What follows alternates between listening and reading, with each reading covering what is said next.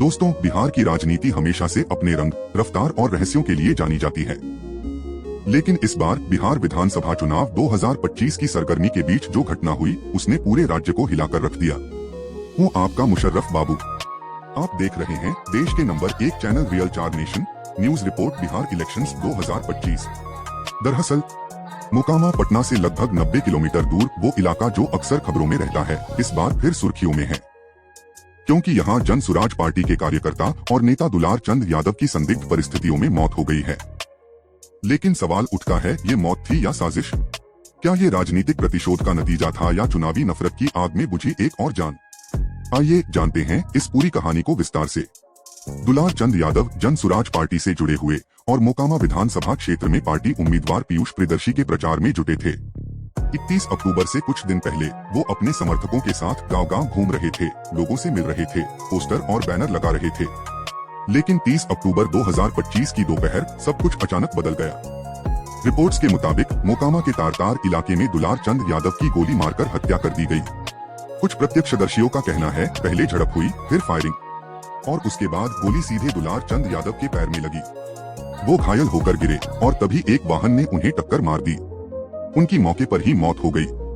जैसे ही ये खबर फैली, मोकामा और आसपास का इलाका सुलग उठा। जन सुराज पार्टी के कार्यकर्ताओं ने सड़क जाम कर दी, नारेबाजी शुरू हो गई और पूरे इलाके में तनाव फैल गया। पार्टी प्रमुख प्रशांत किशोर ने इस घटना पर तीखी प्रतिक्रिया दी। उन्होंने ट्वीट करते हुए कहा, हमारे कार्यकर्ता की हत्या लोकतंत्र पर हमला है। जन सुराज आंदोलन को डराया नहीं जा सकता। वहीं दुलार चंद यादव के परिवार ने सीधे आरोप लगाए कि इस हत्या के पीछे मोकामा के पूर्व बाहुबली और प्रभावशाली नेता अनंत सिंह का हाथ है। उनका कहना है कि जब से जन सुराज पार्टी ने मोकामा में अपनी पकड़ बढ़ाई, तब से विरोधी गुट नाराज थे।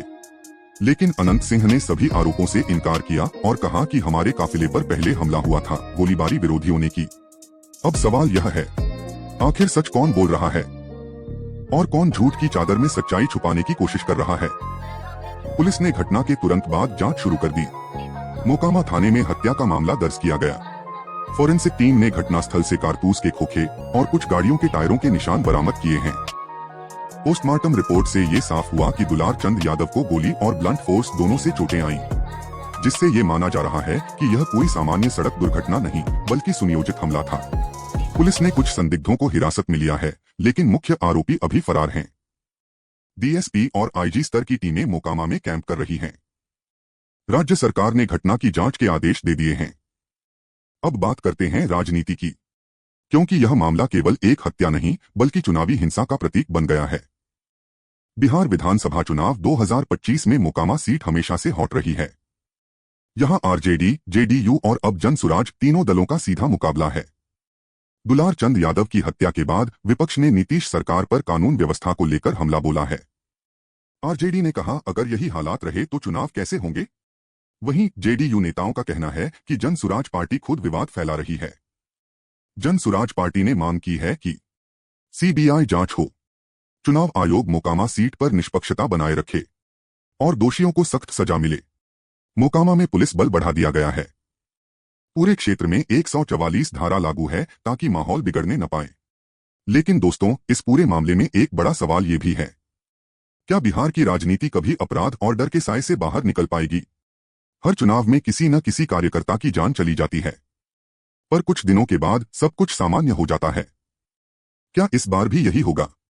क्या दुलार चंद यादव की मौत सिर्फ एक आंकड़ा बनकर रह जाएगी, या ये मामला बिहार की राजनीति को एक नई दिशा देगा? लोग कह रहे हैं दुलार चंद यादव मर गए, लेकिन वो सवाल छोड़ गए हैं जो आने वाली पीढ़ियां पूछेंगी। फिलहाल पुलिस जांच जारी है। राजनीतिक आरोप प्रत्यारोप अपने चरम पर हैं और बिहार का मोकामा एक बार फिर चर्चा के केंद्र में है। हम भी यही उम्मीद करते